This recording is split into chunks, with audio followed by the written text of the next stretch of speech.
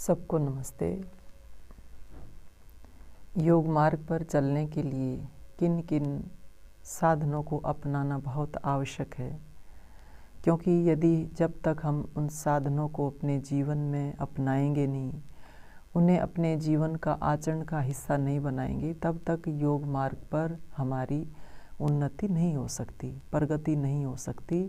क्योंकि व्यक्ति योग मार्ग पर चल तो पड़ता है, बहुत अच्छा लगता है, भक्ति का मार्ग बहुत अच्छा लगता है, अध्यात्म का मार्ग बहुत प्रिय लगता है, परंतु जब तक आचरण में वह साधन, वह बातें उतरेंगी नहीं जिससे हमारी प्रगति हो, तब तक जो है बात बनती नहीं है।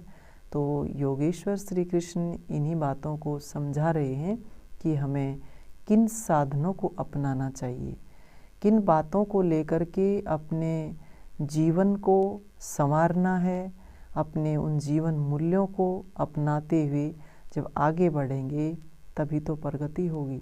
तो क्या कहा है, इंद्रिया अर्थेषु वैराग्यम अनअहंकार एव च जरा जन्म मृत्यु जरा व्याधि दुख दोषानुदर्शनम।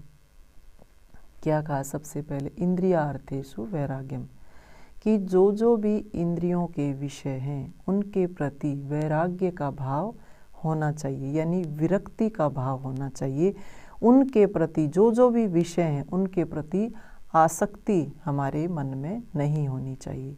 क्योंकि जितने भी विषय हैं उनके उनका उपयोग करते हैं, चाहे हम प्रयोग करें चाहे हम दुरुपयोग करें, वो हमारी अपनी समझ, हमारे विवेक के आधार पर हमारे ऊपर निर्भर करता है।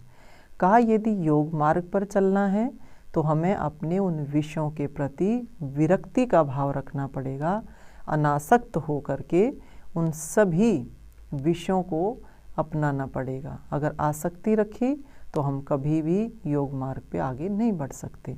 आगे बताया अहंकार शून्यता, कि अहंकार को शून्य कर दें, बिल्कुल स्वयं को जो है परमात्मा के प्रति समर्पित कर दें कि भी हाँ, मेरी हस्ती उसी से है, मेरा अपना अलग से क्या अस्तित्व है, क्योंकि सब कुछ उसी ने दिया। तो अहंकार जो है वो योग मार्ग पे सबसे बड़ी बाधा बनता है, क्योंकि अभिमानी व्यक्ति, अहंकारी व्यक्ति स्वयं से ज़्यादा किसी को भी महत्व नहीं देता। और जब अहंकार हमारा जितना ज़्यादा बढ़ेगा उतना ही ज़्यादा हमारे अंदर राग द्वेष का भाव भी बढ़ेगा। तो राग द्वेष का भाव हमें जो है कभी भी आगे नहीं बढ़ने देता, वह बंधन का कारण बनता है, हमें दुख का कारण बनता। तो कहा कि हमें अहंकार शून्य होना चाहिए, अहंकार से रहित होना चाहिए। और आगे क्या बताया है कि संसार में हम क्या देखें और किस रूप में जानें, कि जब हम संसार में देखते हैं कि हमारा जन्म हुआ है, जन्म है तो मृत्यु भी है, जन्म को देखें मृत्यु को देखें, बुढ़ापा देखें और बुढ़ापे के साथ साथ रोग देखें, और रोग से जो है दुख हमें मिलता है। तो कहा, ये जो हम संसार में रह रहे हैं, हमारा जन्म होता है, तो कहा हमारे साथ ये सारी चीज़ें जुड़ी हुई हैं, कि हम जो है पैदा हुए हैं, तो जो व्यक्ति पैदा होता है उसकी मृत्यु निश्चित है, उसको कोई भी रोक नहीं सकता है। जन्म के साथ मृत्यु का होना अटल है, क्योंकि जन्म भी अस्थाई है और मृत्यु भी अस्थाई है, कि जन्म है और मृत्यु भी होगी।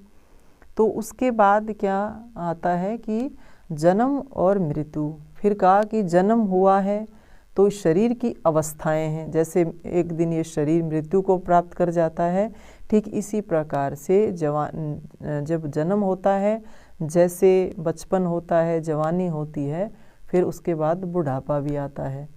तो बुढ़ापे की अवस्था को भी हम देखें, और बुढ़ापे के साथ साथ जो है रोग भी हमारे शरीर में लग जाते हैं, और वो कभी भी लग सकते हैं, जवानी में भी लग सकते हैं, बुढ़ापे में भी, बचपन में भी लग सकते हैं। यानी जन्म हुआ है तो रोग भी आएगा। और कहा कि जन्म हुआ है तो दुख भी हमारे को मिलेगा। कहा ये जितने भी जन्म के साथ चीज़ें जुड़ी हुई हैं, कि इस दुनिया में हम आए हैं, संसार में हम रह रहे हैं, तो कहा इनके दोषों को हमें देखना चाहिए, क्योंकि जब इनके अंदर दोष देखेंगे, इनको यथार्थ को में समझेंगे, यथार्थता के साथ इनको देखेंगे ना, तो हमारे अंदर फिर जो है ज़्यादा से ज़्यादा एक विवेक का भाव पैदा होगा, समझ पैदा होगी कि हम जानेंगे, सही सही जानेंगे कि हमारी स्थिति क्या है, इस जीवन की सच्चाई क्या है। तो जीवन की सत्यता हमारे अंदर तभी पैदा होती है जब हम विषयों के प्रति अनासक्त होंगे, वैराग्य का भाव होगा, अहंकार से शून्य होंगे और संसार में आए हैं उसके साथ साथ क्या क्या चीज़ें जुड़ी हुई हैं जिनमें दोष ही दोष हैं, कोई भी चीज़ ऐसी आनंद देने वाली नहीं है। इनको जब हम देखेंगे तो हम धीरे धीरे अपने उस मार्ग की ओर आगे कदम बढ़ाते चले जाएंगे, क्योंकि बीच में रुकावट के जितने भी साधन हैं उनको हम इसी भाव से पार कर सकते हैं कि हम यहाँ के दोषों को देखते हुए आगे बढ़ें। इन्हीं बातों के साथ आगे क्या क्या और साधन हमारे लिए बताए हैं हम आगे चर्चा करेंगे। इन्हीं शुभकामनाओं के साथ आप सबका धन्यवाद। सबको नमस्ते।